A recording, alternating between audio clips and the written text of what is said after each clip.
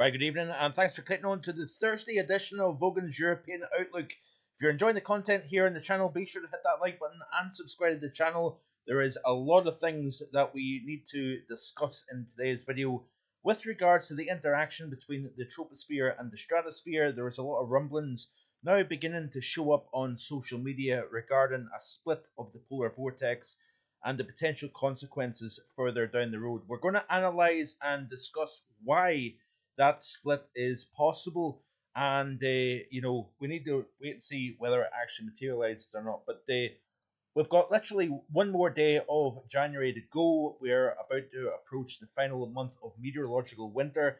I do appreciate the fact folks up in the far north of Europe, up into Iceland, for example, winter continues in the month of March as well. But meteorologically speaking, anyway, winter is about to enter its final month, and it's going to be interesting to see how the month of February pans out.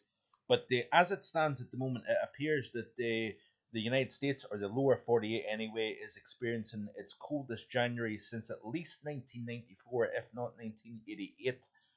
Slightly milder conditions through the final days of the month may push that ranking up very slightly. But you can see here the distinct, almost pretty much coast to coast, colder than average, with some areas in the east, parts of West Texas, for example, seeing temperatures a good, what would that be in the Celsius? You're talking a good 5, 6 Celsius below average. So that's into the double digits below average for parts of the United States, which is pretty hard to do so, especially in this day and age. In terms of Europe, we are chipping away at that cold anomaly, but temperatures have been hovering average to slightly below average across the north, warmer than average across the south, but it will pan out to be a colder than average January for the UK. But essentially, the UK and Ireland's in a sea of mild, so it's an island of chill in a sea of mild. I think that's probably the best way to describe it. In the last 7 days, this is how the temperature anomalies have looked. Again, average to slightly below average across Scotland, warmer than average across England and Wales, Northern Ireland and the Republic of Ireland staying colder than average. But look at Europe in the last 7 days. Incredibly mild conditions across the continent, where we've seen multiple records being set for warmth. But anyway, I want to discuss quickly the Madden Julian oscillation. This is an interesting one. This is the latest of the ECMWF, and it's indicating that we are rotating into the warm phases of 4 and 5, so the maritime continent. And you can see here in the vertical velocity graphic here of the GFS model, all the upward motion is across anywhere from the central Indian Ocean to the West Pacific, but focused over the maritime continent here. We've got these darkest greens representing the strongest upward motion. We've seen a consequence of that with the flash flooding in parts of Southeast Asia, for example, and that's been because we've had that enhanced convection over this portion of the world. But what is interesting, if we go back to the ECM, you can see here that there is some members now starting to try and push the upward motion up towards phases 6 and possibly eventually into phases 7 and 8. You can see here off the GFS model that the MJO is expected to go through phases 4. We're essentially in phase 4 according to the GFS. We go into 5. We're going into a weak form of phase 6 and possibly eventually leaning towards phases 7. If we can get out of phases 4 and 5, which are warm phases, back into phases 6 and into 7, that is the convection then starting to drift more towards the Central Pacific.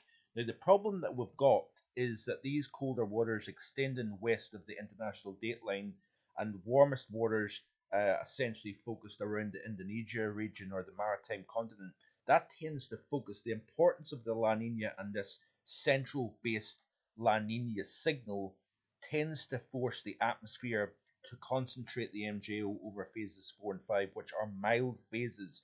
They focus more on a positive AO, NAO. The problem that we've got and the confliction is that we've got warmer waters to the north of the equator here. And if you look at the vertical velocity chart, you can see that as we play through the GFS model here, this is the operational. You can see at the very end of the loop that we're starting to focus the convection over that Nino region 3, not 3, Nino region 7, possibly phase 8 of the MJO. So, not Nino, but the MJO I'm talking about. I'm getting confused here in my old age. But you can see here that the greens represent an upward motion, and it's slightly to the north of that cold water that's within the equator region of the Pacific. So this is an interesting type of evolution of pattern. Now it is weakening as it moves further eastwards here, and it's a lot of the influence is due to that cold waters within the equatorial Pacific. But if you look at the ensemble here, which is a little bit more important because that is obviously all the various members. You can see here that we've got a bit of a phase 4 or 5 signal showing up here. But again, this convection over the North Pacific, which could be quite critical in trying to get that MJO back into the colder phases once again. But it's what influence is the overall pattern. The MJO was one aspect, but what is going on with regards to the upper level pattern? Now, we've got a pretty positive North Atlantic oscillation signal going on at the moment here. If you look at here at the graphic, you can see that the Arctic oscillation is generally just above the neutral line here. We've been firmly positive. We've been going through phases 2 into 3 into 4. That then promotes more of lower heights up towards the Arctic region, and with the North Atlantic oscillation going quite positive as well, as can be seen here, that then concentrates more of a trough south of Greenland and over Greenland itself. But that deep trough almost kind of transporting, pulling Arctic air or Canadian cold out of North America around that trough. That, remember, this is a circulation within the atmosphere, and what's happening is this is starting to transport some unusually mild conditions northwards up into the Arctic region here. So if I can try and get to the right chart, it would certainly help. But bear with me a little second here because I want to show you this. It's quite important to see. So let me see. Let me go to. I was organized before the video, but I always happen to find my place. But anyway, this is what's quite interesting. If we look at the 500 millibar anomalies here, this is the GFS ensemble, right? And you can see here the trough we've got there. As we'll play through the next few days here, what's happening is this deep trough is dumbbelling away from northern portions of Canada out into the Atlantic, is boosting high pressure out ahead of it over the UK and Ireland. But also what it's doing is essentially what you're thinking of is where's the flow? The flow is between the trough over the North Atlantic and the ridge over the UK and Ireland. In between, we've got southerly flow. We're transporting mild air from the Azores up into the Arctic region. What does that mean? What does it mean when we're transporting warmth out of the lower latitudes towards the higher latitudes? When you're transporting heat northwards, you're pumping high pressure into the Arctic region. And as a consequence, that then creates mountains within the troposphere. Remember, the further north you go within the troposphere, the thinner it becomes. And if we look at this here, 850 anomaly chart here, you can see essentially what I'm talking about. So this is Saturday, 1st of Feb at 6 UTC. Deep trough, so cold air underneath associated with that trough over the North Atlantic. But look at in between the ridge over the UK and the trough over the central North Atlantic. We've got this conveyor of unusually warmer getting lifted northwards up into the Arctic region here. So if we look at the 500 millibar anomaly here, this is the response to the 500 millibar anomaly. And you can see here, if we go back to the here and now, play through the loop. So this is the anomaly compared to average. We've got deeper negative over the North Atlantic extending into Greenland. We've got stronger than average pressure over the UK, over Ireland. So essentially what you're thinking of is we've got these troughs within the atmosphere where you've got the blues, you've got these ridges, these mountains within the atmosphere where you've got the orange colors. Continue to play through. You can see here as that warmth gets projected northwards up into the Arctic region, we're seeing the mountains grow stronger and increasing the depth of the column of the atmosphere, so to speak. You notice here that we've got two areas of distinct mountains within the troposphere. So I'm trying to explain it to be able to better visualize it. So you're transporting this heat, you're building the pressure, you're creating this swelling of the troposphere, this thin layer of atmosphere underneath the stratosphere, and you've got these two areas of mountains within the troposphere. One over and near Svalbard, between Russia and Svalbard. We've got another one over Alaska and over the North Pacific. Now, I want to now draw your attention to the what's going on within the stratosphere, because this is where the connection is made between the stratosphere and the troposphere underneath. If we look at the here now, this is off the GFS extended, by the way, and you've got this 10 millibar temperature and the anomaly, and you've got a very cold, very robust polar vortex at the moment here, but you've got this relatively stretched nature of the polar vortex extending from Greenland across to central Siberia. But watch what happens if you visualize what I just discussed with regards to this heat transfer north and this building of pressure within the troposphere. Look at what happens as we play through. This is looking at the 10 millibar level, which is the upper levels of the stratosphere, and you can see this burst of warmth. It's circling away from Asia across into the North Pacific here, and what that's doing is it's forcing a stretching and a displacement of the polar vortex here because of what's going on within the troposphere over the next several days. And look at this strong warming showing up here. So there's a tremendous amount of pressure being put in the polar vortex due to this pressure buildup over the higher latitude. So if we look at the 10 millibar level here real quick, I want to show you this here. Let's look at the 50 millibar level, which is the lowest portion of the stratosphere. So this is the layer essentially just above the troposphere. Remember what's going on underneath it. If we play through this loop, you can see that we are essentially seeing the response of those two mountains either side. In fact, let's have a better look at this. I had a slightly better version of this a second ago, and I seem to have lost it. Let's have a look at the GFS and see what it's indicating in terms of what's going on from troposphere up into the stratosphere. This is interesting stuff. This does not guarantee really anything, but what it's doing is we're seeing the evidence to support why this significant disturbance occurs within the stratosphere. So essentially, you're looking at the 10 millibar level here, and look at this strong warming indicating an actual split of the polar vortex itself. One piece goes into North America, one piece goes into Europe. And this, by the way, could essentially lead to a major sudden stratospheric warming and a wind reversal within the 10 millibar level further down the road. This is towards Valentine's Day, so February 14th, Friday. We're talking at least 2 weeks away. So this is a long way off, and the modelling could, dissipate this overall solution.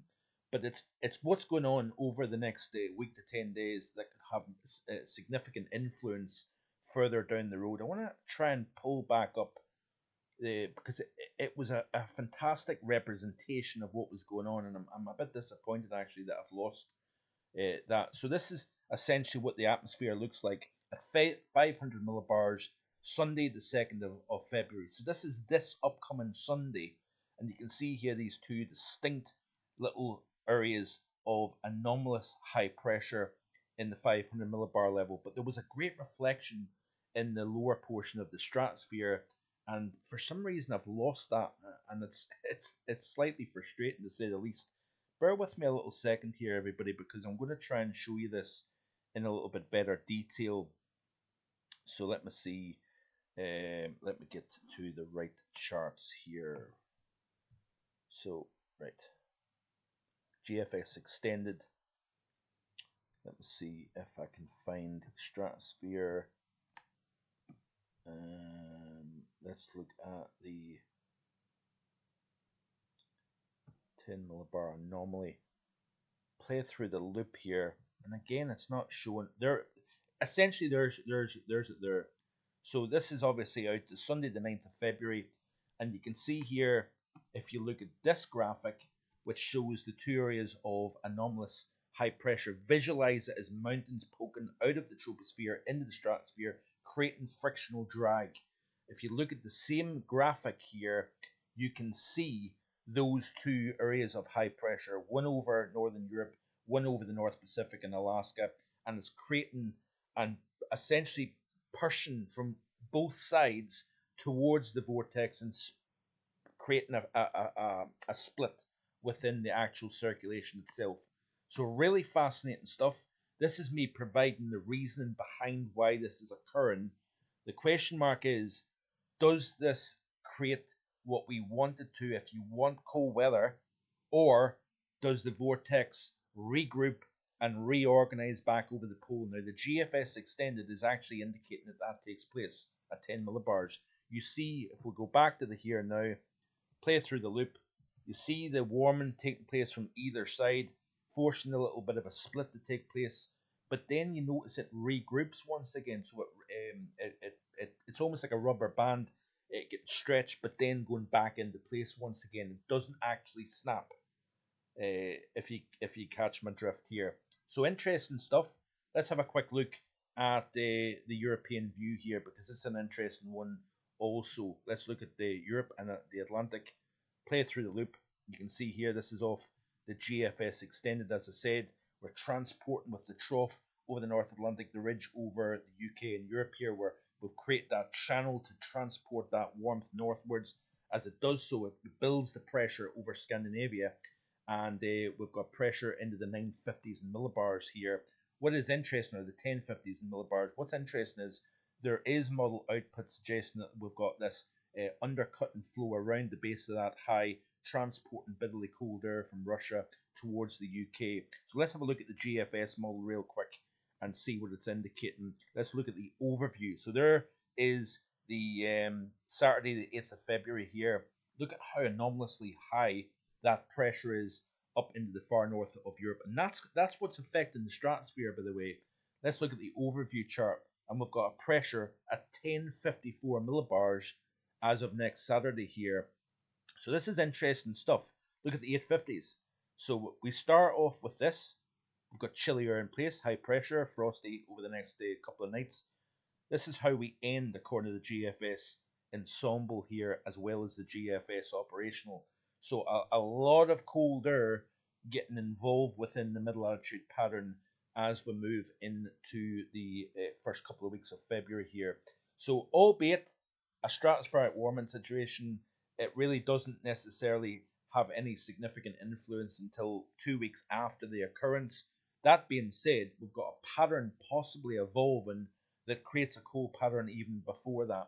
So if we look at finally, what was I going to show you here real quick? This is the GFS. Let's have a look at the overview again. And it's really the pressure buildup, which is quite fascinating to see.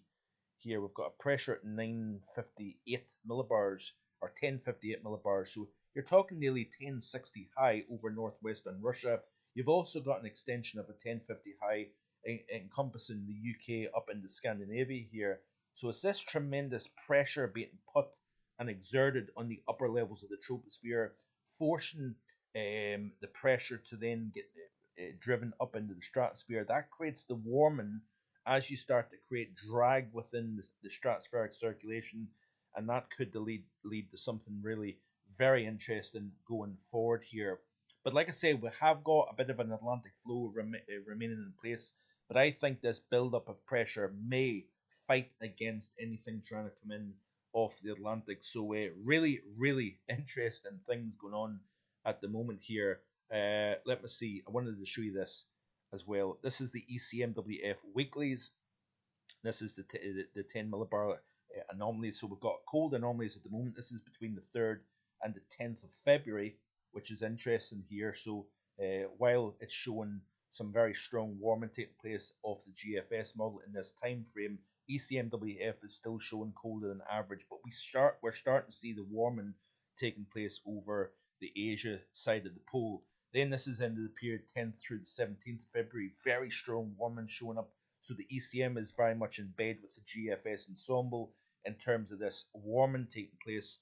And then as we go forward, you can see here that we start to really see this progression towards a significant warming right the way across the pole as we move towards the end of February and beginning of March. The problem that this has is this may significantly delay any warming for particularly our part of Europe here, the middle latitude part of Europe.